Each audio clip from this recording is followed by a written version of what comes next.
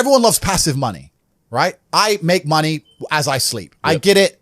You need to de-link your time to your money, because if you're only working for money, you run out of time, you can't make enough money. I understand all those principles. My point is, if you have no money and you're coming to me saying, I want to make passive income, why are you not making active income? Get up off your ass and work first.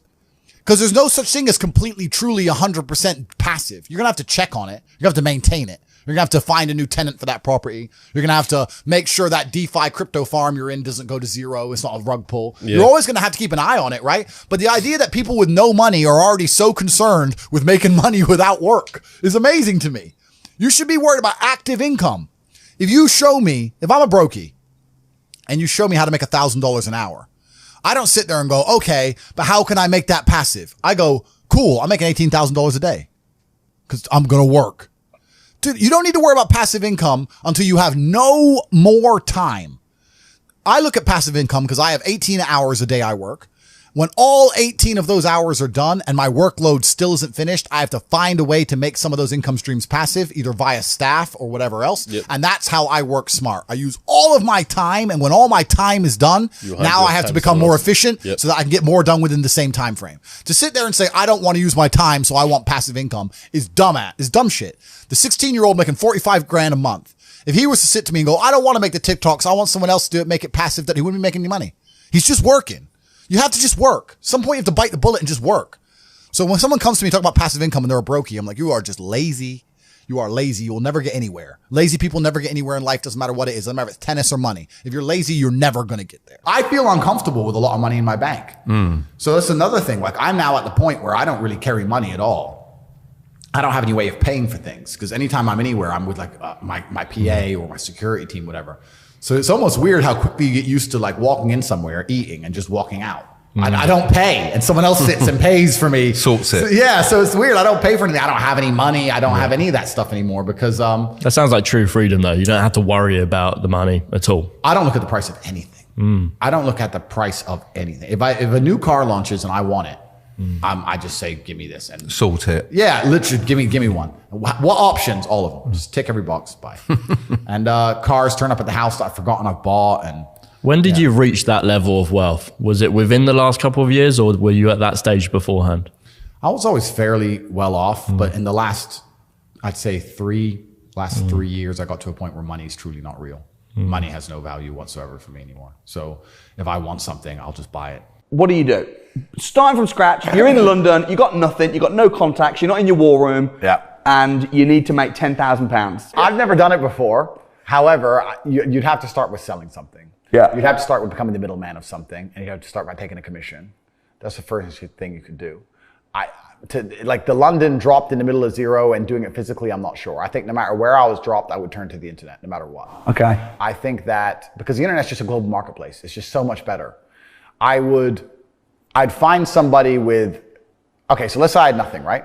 I'd find somebody with star power, like you, for example. And I'd come along, I'd drop you an email and say, listen, I want to put something together. I believe I can help you sell more. I am hoping if I show you I can sell more, you'll give me X amount of commission, X amount percent. I understand you have star power. You have something I don't have. You can talk in front of a camera. You can attract people. You can entertain people.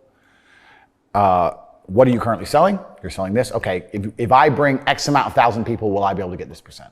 That's what I would do. I think that if I didn't have the ability to sit on a camera and entertain, I would find somebody who does, and I would be the blood and guts beneath the show business. Interesting. And that's the easiest way to get rich in the world today. So you'd find someone that's got an existing product or service. Correct. And then you would help them sell it and promote it. Absolutely and utterly. That's the easiest way to get rich today, especially because commission only, nobody's afraid of saying yes to.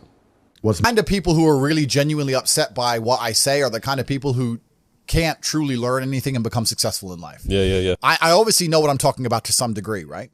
So if Mike Tyson walks in here and tells you he's going to teach you how to box and says you can't fight, you're a pussy, if that upsets you, then you can't learn, right? It's Mike Tyson. Just shut up and listen. Yeah. If someone, Richard and me, comes along and says, Andrew, you don't know shit, you're a dumbass and you're a brokey, I'm going to sit there and go, okay, maybe I'm a brokey, Elon.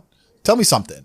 Right? I'll listen, but if you're going to sit there and go, don't call me names that I not listen, you're never going to get anywhere, right? You don't become the master unless you're very, very good at being a student. And I've always been very, very good at knowing when to shut up.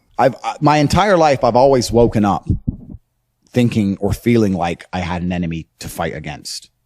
As long as I can remember, I've always had. I was a professional chess player when I was a kid. So when I was 4, I woke up and my dad was sitting there saying, "You're playing this Chinese kid. He's good." Right. So I always had that. Then I had professional fighting. I had 87 fights. So my whole life I had some fight coming up. And now I wake up and the Matrix is attacking me. So I've always woken up feeling like I had an enemy. And that's certainly shaped my reality. It definitely shapes how I act and shapes how I think. I've always felt like I was in war, if that makes sense. Have you ever felt like you were your own worst enemy? No, in fact, quite the opposite. I've had a healthy fear and respect for all of my enemies to the point where I've understood the only chance I stand to beat them is to have as many allies as possible. And the most important ally is my own mind. Yeah. I have enough people who dislike me that I don't have the luxury of doubting myself. So even at the height of the cancellation, right, when they were coming at me with everything, and I haven't even told you some of the stuff they come at me with, I'm about to tell you, and it's a lot more scary than getting deleted from Instagram. Sure. When they were coming at me, absolutely, even the people close to me are going, "You're dealing with this well." And I was like, I have now innumerable shadow figures trying to destroy me. If my brain betrays me, I'm really fucked, right? Yeah. Like I can't go down that path. So no, it's actually completely the utter opposite. I've galvanized myself against internal enemies. Me and every single part of me is all on the same team, and it always will be. And I think that's because, like I said, my whole life I was battling against something and someone else. One of the most terrifying, but also gratifying things of life as a man is that we're all born relatively valueless. I don't think women are born that way. A woman, if she's born, especially if she's attractive, has an innate value. People just want her no matter what. But as a man, if you're not an important man, nobody gives a fuck about you and they're never going to care. So you have to build yourself from the ground up. And that's scary for a lot of people, but it's also a massive opportunity. You can decide if you want to be a famous musician or a nice sensitive poet or a painter or a kickboxing world champion or a businessman. You get to decide on all the different characters in the video game. You can choose, who do I want to be? And then if you actually try, you can become it. Isn't that amazing? You can wake up and go, you know what? I want to be this kind of guy. I knew who I wanted to be. I wanted to be the dude pulling up in the Lambo, 3 a.m, gets out. Everyone's like, who is this big, strong, rich dude? I wanted to be that man. So I became him. And if you don't want that, if you want to go be a musician and play guitar and get a bunch of chicks and chill in Bali and smoke weed, whatever. Go, you can choose your character and build it. One of the best things about money is I've managed to create my reality absolutely. I don't talk to anyone I don't want to talk to. If you come to me and say, we can make $100 million, but I don't like your shirt, then you can get fucked. That's my life now, because I don't need money and I don't like you. So that's who I am, right? So I've created my reality, absolutely. And the number one thing I will not do is talk to negative people.